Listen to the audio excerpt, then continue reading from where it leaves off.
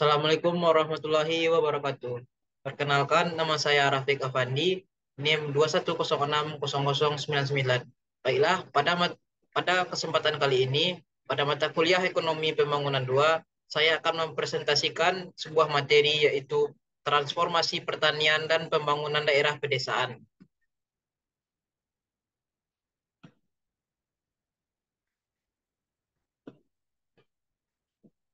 Baiklah, pada pokok pembahasan kali ini terdapat 6 pokok pembahasan yang akan kita bahas pada kesempatan kali ini.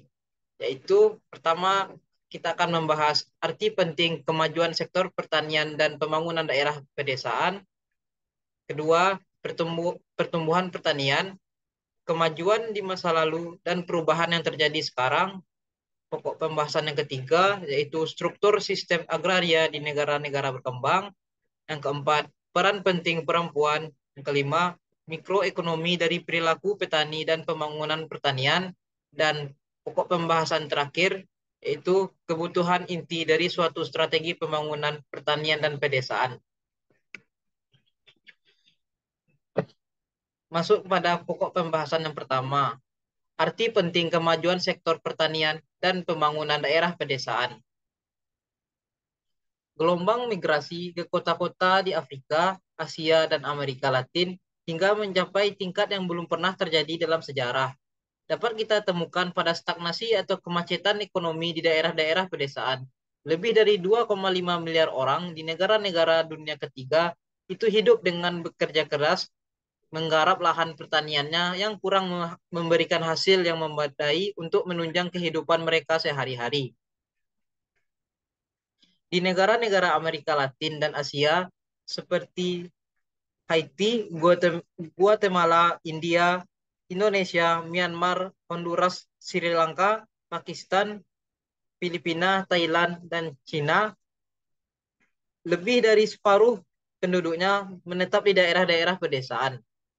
Sedangkan di Afrika Sub-Sahara, rasio tersebut jauh lebih tinggi lagi, di mana jumlah penduduk pedesaan meliputi 65% dari total penduduk mereka.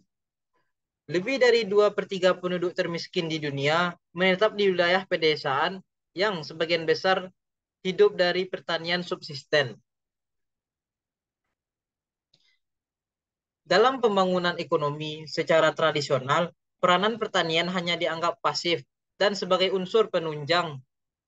Peran utama pertanian hanya sebagai penyedia tenaga kerja dan bahan-bahan pangan yang murah dalam jumlah yang cukup untuk ekonomi industri yang sedang berkembang, yang dinobatkan sebagai sektor unggulan dinamis dalam strategi pembangunan ekonomi secara keseluruhan. Suatu strategi pembangunan ekonomi yang dilandaskan pada prioritas pertanian dan ketenaga kerjaan paling tidak memerlukan 3 unsur pelengkap dasar, yakni satu, percepatan pertumbuhan output. Percepatan pertumbuhan output melalui serangkaian penyesuaian teknologi, kelembagaan, dan insentif harga yang khusus dirancang untuk meningkatkan produktivitas para petani kecil. Yang kedua, peningkatan permintaan domestik terhadap output pertanian. Peningkatan permintaan domestik terhadap output pertanian yang dihasilkan dari strategi pembangunan perkotaan yang berorientasi pada tenaga kerja. Yang ketiga, diversifikasi kegiatan pembangunan daerah pedesaan. Diversifikasi kegiatan pembangunan daerah pedesaan yang bersifat padat karya, non-pertanian, yang secara langsung dan tidak langsung akan menunjang dan ditunjang oleh masyarakat pertanian.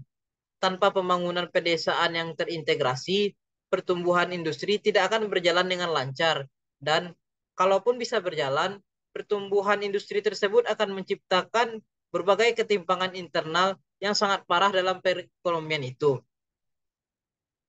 Pembangunan pedesaan terintegrasi rentang spektrum yang luas mengenai kegiatan pembangunan desa, mencakup antara lain pembangunan pertanian bagi petani kecil, penyediaan infrastruktur fisik dan sosial, pembangunan industri non-pertanian di pedesaan, dan kapasitas sektor pedesaan untuk mempertahankan dan mempercepat proses perbaikan ini seiring berjalan waktu.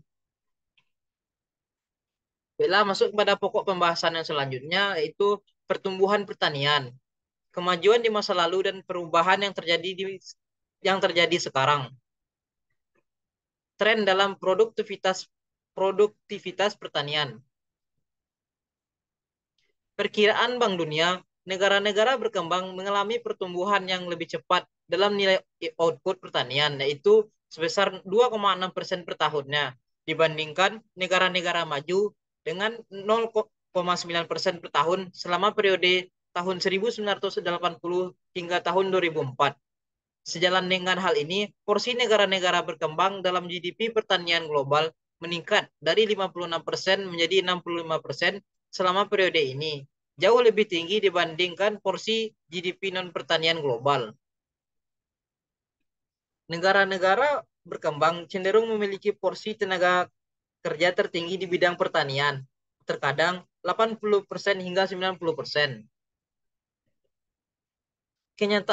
Kenyataannya bahwa lapangan kerja pertanian saat ini di negara-negara berkembang jauh lebih tinggi ketimbang output pertanian, mencerminkan rendahnya tingkat produktivitas tenaga kerja dibandingkan dengan bidang manufaktur dan perdagangan.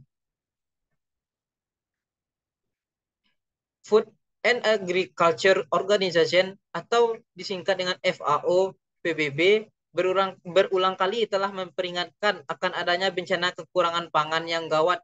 Diperkirakan bahwa 750 juta penduduk Afrika, lebih dari 270 juta mengalami gizi buruk yang terkait dengan penyediaan pangan yang tidak mencukupi. Hingga tahun 2007, usulan untuk mencanangkan revolusi hijau baru di Afrika seperti yang berhasil diterapkan di Asia, yang sebelumnya kurang begitu didengar, mulai diperhatikan di mana para pelaku sektor publik, swasta, dan lembaga nirlaba melibatkan diri termasuk dukungan penuh dari Aliansi Revolusi Hijau Afrika atau disingkat dengan AGRA yang diketuai oleh mantan Sekretaris Jenderal FBB Kofi Annan. kenaikan tajam kenaikan tajam harga bahan pangan di tahun 2007 hingga 2008 menyoroti kerentanan yang kontinu dan jumlah orang-orang yang kurang nutrisi di dunia untuk pertama kalinya melebihi angka 1 miliar. Akan tetapi, para ahli memprediksikan akan adanya harga bahan pangan yang tinggi di masa depan. Kegagalan pasar dan kebutuhan akan kebijakan pemerintah. Salah satu tantangan yang paling penting bagi pertanian dalam pembangunan adalah menetapkan peran pemerintah dengan baik. Kegagalan pasar dalam sektor ini cukup umum serta mencakup eksternalitas lingkungan, karakter barang publik yang melekat pada penelitian dan pengembangan pertanian, serta layanan yang menyertainya, skala ekonomi dalam pemasaran, informasi yang tidak simetris dalam kualitas produk, dan adanya kekuatan monopoli dalam pasokan input. Ditambah dengan peran pemerintah yang lebih umum dalam menyediakan lembaga dan infrastruktur pendukungnya. Bentuk kegagalan pasar seperti hilangnya pasar dan kegagalan pasar modal sangat membatasi kemampuan para petani miskin untuk memetik manfaat dari peluang globalisasi ketika pemerintah meliberalisasikan perdagangan. Misalnya, apabila permasalahan ini tidak diatasi sebelum deregulasi atau perubahan struktur lain, kalangan miskin akan tetap terpinggirkan dan bahkan memperburuk kondisi mereka. Peran kunci dari pemerintah, oleh karena itu, untuk menjamin bahwa pertumbuhan sektor pertanian juga dinikmati oleh kalangan miskin. Baiklah, masuk kepada pokok pembahasan yang selanjutnya, yaitu struktur sistem agraria di negara-negara berkembang. 3 sistem pertanian.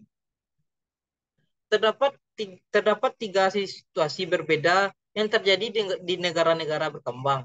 Pertama, pertanian masih menjadi sumber utama pertumbuhan ekonomi, meskipun hal ini terjadi karena pertanian mencakup porsi yang besar dalam GDP. Kedua, kalangan miskin yang tinggal di pedesaan sangat tinggi, yaitu rata-rata hampir 80%. Tetapi sektor pertanian sekarang hanya berkontribusi kecil pada pertumbuhan GDP yang rata-rata 7%. Ketiga, negara terurbanisasi. Migrasi desa kota telah mencapai titik di mana setengah atau lebih kalangan miskin ditemukan di wilayah perkotaan dan sektor pertanian bahkan berkontribusi lebih sedikit terhadap pertumbuhan output.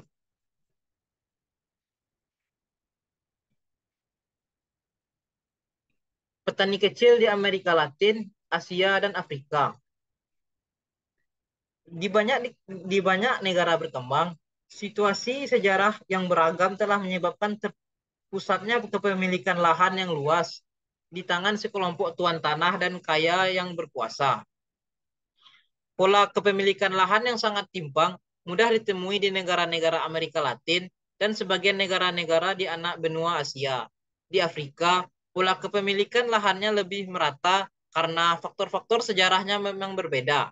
Dan begitu luasnya lahan yang tersedia sehingga pola serta struktur kegiatan pertaniannya pun berbeda. Pola agraria di Amerika Latin, kemajuan dan tantangan kemiskinan yang masih ada. Struktur agraria yang berlaku di kawasan Amerika Latin sejak masa kolonial adalah pola pertanian dualisme yang dikenal dengan pola latifundio minifundio.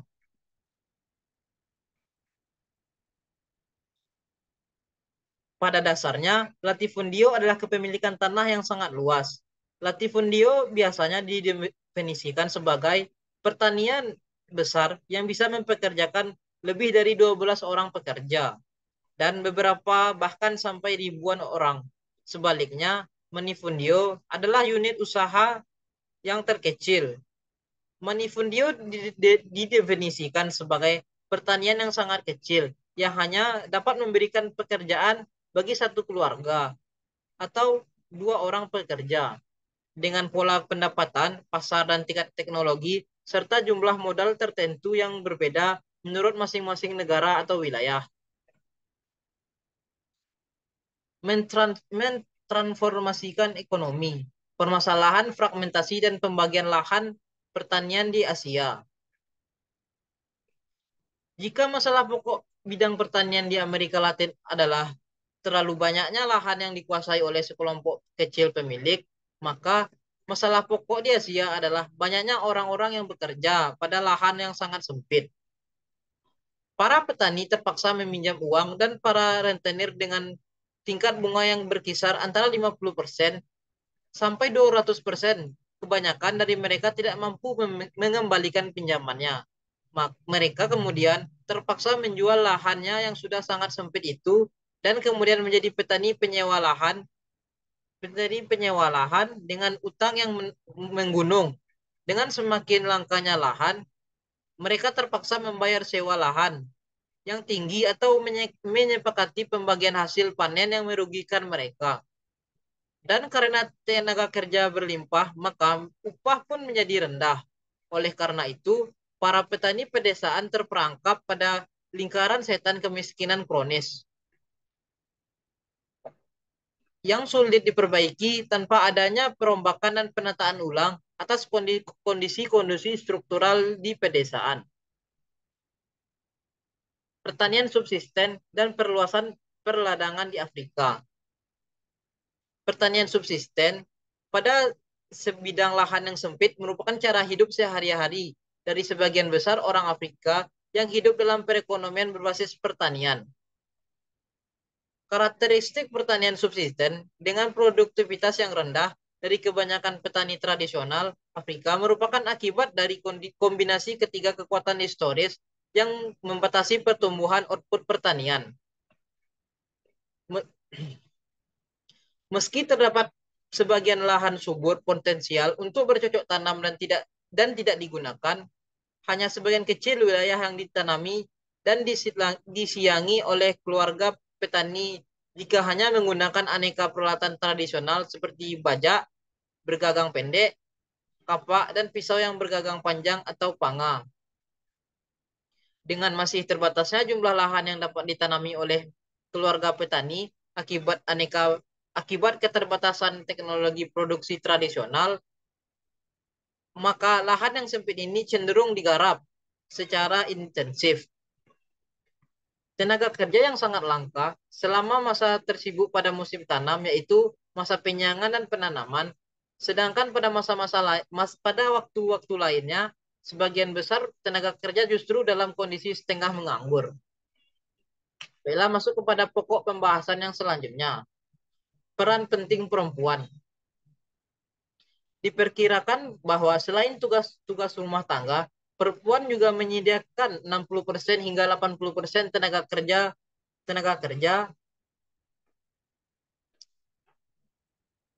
pertanian di Afrika dan Asia, serta sekitar 40% di Amerika Latin.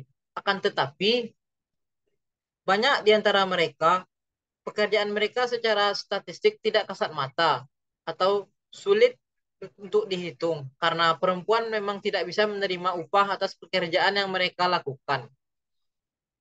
Ketika jumlah total penduduk melonjak sehingga lahan-lahan semakin sempit, perempuan harus menghabiskan lebih banyak waktu untuk pergi dan kembali dari ladang, seringkali di iklim yang sangat panas yang mempersulit tugas yang harus mereka jalankan. Selain mengurus tanaman komersial, para perempuan sering kali membuat kebun sayur mayur kecil di perkarangan rumah untuk menambah bahan hidangan keluarga. Meskipun nilai tunainya kecil, hal ini sering kali mewakili salah satu komponen penting dalam total sumber daya yang tersedia bagi perempuan. Studi menemukan bahwa sebuah proyek kemungkinan besar bisa mendapatkan keterlibatan perempuan ketika sumber daya ditempatkan secara langsung di bawah kendali perempuan. Tentu saja, proyek-proyek yang bergantung pada pekerjaan perempuan yang tidak mendapatkan imbalan hanya akan mendapatkan dukungan minimal. Program pemasyarakatan, bibit-bibit unggul atau teknologi pertanian yang baru akan FDB efektif ketika pola produksi sejalan dengan kepentingan perempuan anggota keluarga.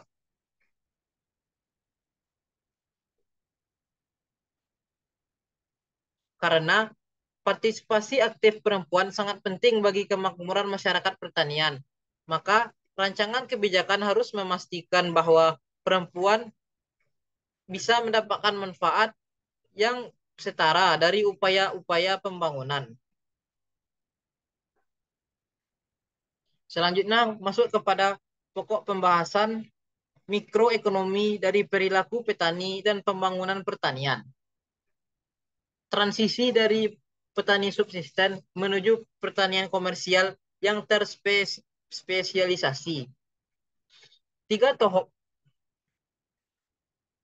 tiga tahap pokok dalam evolusi pada produksi pertanian. Tahap pertama dan paling primitif adalah usaha tani yang sebagian besar bersifat subsisten murni dan berproduksi rendah. Masih banyak terlihat di Afrika. Masih banyak terlihat di Afrika. Tahap kedua.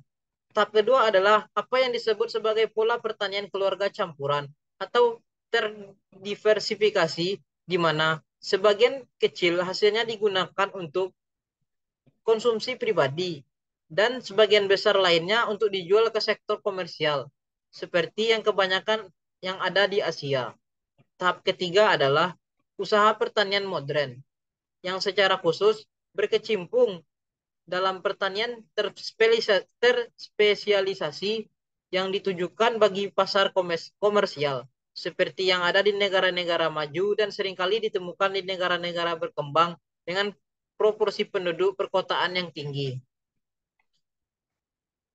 Pertanian subsisten, penghindaran risiko, ketidakpastian, dan upaya mempertahankan kelangsungan hidup.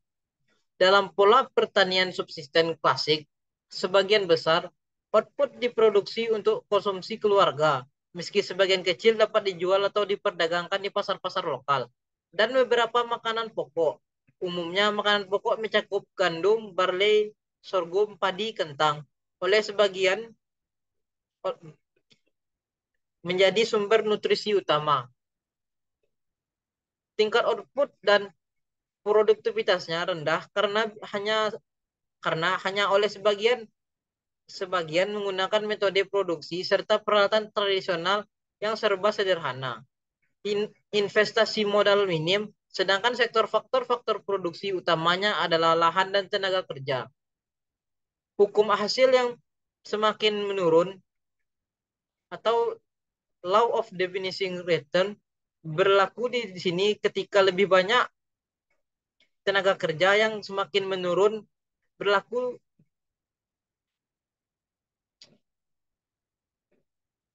berlaku di sini ketika lebih banyak tenaga kerja yang diterapkan untuk menggarap sebidang lahan yang semakin menyusut atau berpindah.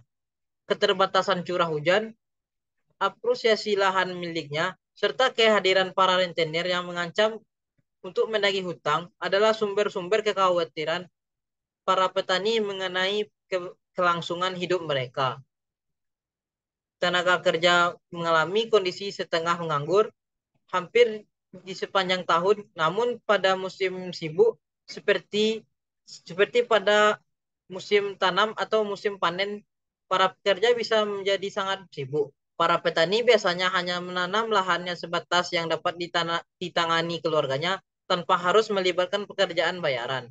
Walaupun petani ini sekali-kali mempekerjakan satu atau dua buruh tani yang tidak memiliki lahan sama sekali, sebagian besar pendapatan tunai yang diperoleh para petani justru berasal dari upah pekerjaan non-pertanian. Sebagian besar wilayah Afrika Sub-Sahara, pertanian masih berada dalam tahap subsisten, seperti halnya di kantung-kantung wilayah Asia dan bahkan Amerika Latin. Sebagian besar Afrika Afrika tidak tersentuh revolusi hijau, namun terlepas dari keterbelakangan teknologi produksi dan anggapan salah dari sebagian kalangan luar yang mengaitkan penolakan petani untuk berubah menjadi sinyal ketidakmampuan atau irasionalitas. Justru yang terjadi adalah bahwa dengan kondisi lingkungan yang dihadapi petani, ketidakpastian yang selalu mengungkung mereka, kebutuhan untuk memenuhi tingkat output minimum untuk bertahan hidup, dan lembaga sosial yang kaku yang mengekang ruang gerak sebagian besar petani, terutama perempuan. Sebagian besar petani akan melakukan tindakan ekonomi yang rasional ketika dihadapkan dengan peluang alternatif. Perekonomian pertanian bagi hasil dan pasar-pasar faktor produksi yang saling berkaitan. Pertanian bagi hasil itu sering terjadi jika petani kecil menggarap sebidang lahan milik tuan tanah dengan imbalan mendapat sebagian output pangannya, misalnya separuh gandum atau padi yang ditanamnya. Bagian tuan tanah juga bervariasi mulai dari kurang dari sepertiga hingga lebih dari 2/3 output, bergantung pada ketersediaan tenaga kerja lokal dan input-input lainnya. Misalnya bibit, pupuk, atau peralatan pertanian yang disediakan oleh tuan tanah. Jika seorang petani penggarap menghadapi pemilik lahan, ia bukan hanya menghadapi orang yang harus ia bujuk agar bersedia mempercayakan lahannya, tetapi juga calon majikannya, calon penyedia pinjaman, dan sekaligus calon pembeli atau atas seluruh hasil panen yang menjadi bagiannya. Kondisi inilah yang lazim disebut sebagai pasar-pasar faktor produksi yang saling berkaitan, yang memberikan para tuan tanah sumber daya monopoli dan monopsoni yang begitu besar. Dalam beberapa kondisi, khususnya adanya penawaran yang bersifat elastis sempurna atas tenaga penggarap dan kemampuan tuan tanah untuk membagi-bagi lahannya sebanyak yang mereka suka, maka para petani penggarap terpaksa bertahan pada tingkat utilitas cadangan atau peluang pendapatan terbaik kedua mereka. Dalam praktiknya, di satu sisi, petani terkadang dicegah untuk mempelajari beberapa alternatif yang tersedia di sisi lain. Pembagian lahan mungkin dilarang sumber daya di mana tuan tanah berkepentingan untuk mengupayakan agar petani penyakapnya menerima kredit dari sumber yang berbiaya paling rendah. Pada saat yang bersamaan, sifat kesaling keterkaitan memberikan suatu kekuatan yang lebih besar kepada pihak yang dominan dan berperan sebagai hambatan masuk yang membatasi persaingan yang mungkin akan menguntungkan petani. Transisi menuju pertanian campuran dan terdiversifikasi. Pola pertanian terdiversifikasi atau pertanian campuran merupakan tahap perantara yang harus dilalui dalam proses transisi dari pola produksi subsisten menjadi produksi yang terspesialisasi. Pada tahap ini, tanaman pangan pokok tidak mendominasi output pertanian, dan jenis-jenis tanaman yang komersial baru seperti buah-buahan, sayuran, kopi, teh, dan piterium sudah ditanam. Dan disertai juga pula dengan peternakan sederhana. Kegiatan-kegiatan baru ini dapat mengisi kekosongan dalam waktu kerja petani pada masa-masa ketika pengangguran terselubung terjadi. Sebagai contoh, jika tanaman pangan pokok mendominasi lahan selama musim tertentu dalam setahun, maka tanaman baru dapat diperkenalkan selama musim lain untuk memaksimalkan lahan tidur dan tenaga kerja keluarga. Dan saat penawaran tenaga kerja menjadi langka, selama puncak musim tanam, peralatan yang menghemat tenaga tenaga yang dapat diperkenalkan untuk memberikan ruang bagi tenaga kerja untuk mengerjakan kegiatan pertanian lain. Terakhir, penggunaan bibit unggul, pupuk, dan irigasi sederhana yang dapat meningkatkan hasil pertanian pangan pokok seperti jagung, gandum, dan padi dapat membebaskan sebagian lahan untuk membudayakan tanaman komersial, sembari memastikan tercukupnya pasokan makanan pokok. Dengan demikian, pengelola pertanian dapat memiliki surplus yang bisa dipasarkan, yang dapat dijual untuk meningkatkan standar konsumsi keluarga atau berinvestasi untuk meningkatkan usaha pertanian. Pola pertanian yang terdiversifikasi ini juga dapat meminimalkan dampak gagal panen tanaman pangan pokok dan memberikan jaminan pendapatan yang sebelumnya tidak pernah ada. Dari divergensi ke spesialisasi, pertanian komersial modern. Dalam pola pertanian terspesialisasi, pengadaan bahan pangan untuk keperluan keluarga dan sejumlah surplus yang dapat dijual tidak lagi menjadi tujuan pokok. Meskipun kita dapat menemukan ketiga jenis pertanian ini, subsisten campuran dan spesialisasi komersial, tumbuh dan berkembang bersama di hampir seluruh negara berkembang pada waktu kapanpun. Bagi mayoritas negara berpendapatan rendah, terutama di Afrika, sistem pertanian yang masih didominasi oleh pertanian keluarga campuran berskala kecil dan bahkan masih berbasis subsisten. Transisi lebih lanjut menuju perusahaan komersial yang lebih banyak mungkin sulit dicapai karena bergantung pada penyelesaian masalah yang bersifat jangka pendek dan menengah. Tetapi terdapat kesepakatan luas bahwa perbaikan dalam praktik pertanian campuran berskala kecil dan menengah yang tidak hanya meningkatkan pendapatan pertanian dan rata-rata panen, tetapi juga jika bersifat padat karya, menyerap tenaga kerja yang kurang dimanfaatkan secara efektif, menawarkan jalan keluar bagi pencapaian pembangunan pedesaan yang berorientasi pada manusia. Baiklah, masuk kepada pokok pembahasan yang selanjutnya, yaitu kebutuhan inti dari suatu strategi pembangunan pertanian dan pedesaan. Pertama, kita akan membahas terkait perbaikan pertanian berskala kecil. Teknologi dan inovasi. Bagi sebagian besar negara berkembang, teknologi dan inovasi baru dalam praktik pertanian merupakan prasyarat perbaikan keberkelanjutan pada tingkat output dan produktivitas. Namun di sebagian negara di kawasan Afrika, peningkatan output pada tahun-tahun sebelumnya memang dapat dicapai tanpa adanya kebutuhan akan teknologi baru, melainkan cukup dengan memperluas lahan garapan ke lahan yang berpotensi produktif. Hampir seluruh peluang ini sekarang telah digunakan. dan perluasan lahan yang signifikan atau berkelanjutan tampaknya tidak memungkinkan lagi. Selanjutnya, kebijakan kelembagaan dan harga menyediakan insentif ekonomi yang diperlukan.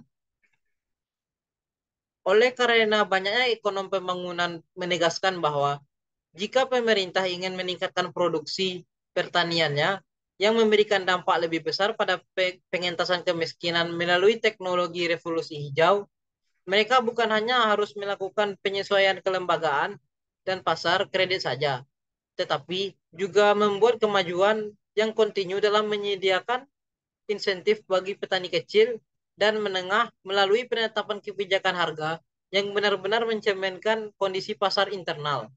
Selanjutnya, beradaptasi terhadap peluang baru dan hambatan baru. Peluang terbaik untuk menjual ke pasar perkotaan yang sedang berkembang biasanya ditemukan dalam kegiatan bernilai tambah lebih tinggi, terutama hortikultura dan aquaculture. Produk-produk tersebut berikut juga produk organik dan mungkin komoditas ekspor tradisional negara berkembang seperti kopi dan rempah-rempah. Bersih fair trade juga memberikan peluang yang lebih baik bagi ekspor yang bernilai lebih tinggi. Salah satu hambatan terbesar yang ada di depan mata adalah ini, potensi masalah lingkungan yang diakibatkan oleh pemanasan global dan perubahan iklim yang diperkirakan akan sulit berdampak negatif pada wilayah Afrika Sub-Sahara dan Asia Selatan. Inilah yang masuk yang kedua, yaitu syarat-syarat pembangunan pedesaan. Pertama, reformasi pertahanan. Reformasi pertahanan, upaya cermat untuk menata ulang dan mengubah sistem agraria dengan tujuan mendorong distribusi pendapatan pertanian yang lebih merata dan memfasilitasi pembangunan pedesaan. Ketika lahan tidak didistribusikan secara merata, baik dalam kualitas maupun kuantitasnya, petani desa tidak memiliki harapan dalam kemajuan ekonomi melalui pertanian. Pelaksanaannya dapat dilakukan dengan beberapa cara, yaitu transfer kepemilikan lahan kepada para penggarap yang sudah bekerja di lahan tersebut untuk menciptakan pertanian keluarga. Transfer lahan dari pemilik besar ke petani kecil atau koperasi desa. Selanjutnya yaitu kebijakan pendukung, mengendalikan produksi dalam mendukung layanan bantuan pemerintah dan dapat dan dalam kebijakan penetapan harga pemerintah terkait dengan input dan output. Selanjutnya tujuan-tujuan pembangunan yang terintegrasi. Pembangunan desa meskipun sangat bergantung pada kemajuan pertanian petani kecil menyiratkan hal yang lain yang meliputi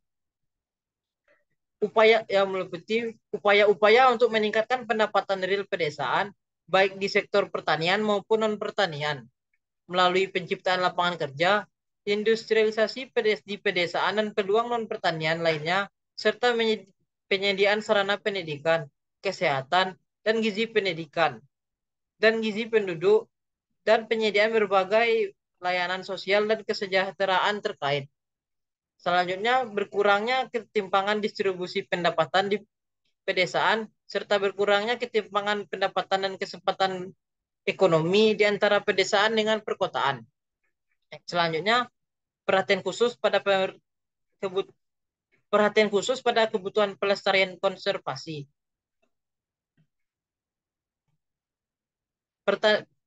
Perhatian khusus pada kebutuhan pelestarian lingkungan, membatasi perluasan lahan pertanian ke areal hutan dan daerah rentan lain, mendorong konservasi dan mencegah penyalahgunaan bahan kimia dan input lainnya. Selanjutnya, pengembangan kapasitas sektor pertanian guna menopang dan memperlancar langkah-langkah perbaikan tersebut dari waktu ke waktu. Pencapaian keempat, tujuan tersebut sangat penting bagi keberhasilan pembangunan nasional. Lebih dari 500.000 penduduk negara berkembang dalam di daerah dalam berada di dalam daerah pedesaan. dengan mengendalikan keseimbangan antara peluang ekonomi di desa dan di kota dengan menciptakan keadaan yang mendukung partisipasi luas dalam upaya pembangunan nasional. Negara-negara berkembang akan mengambil langkah lebih besar dalam mewujudkan makna hakiki dan pembangunan. Baiklah, sekian yang dapat saya presentasikan. Banyak maaf, saya akhiri. Wassalamualaikum warahmatullahi wabarakatuh.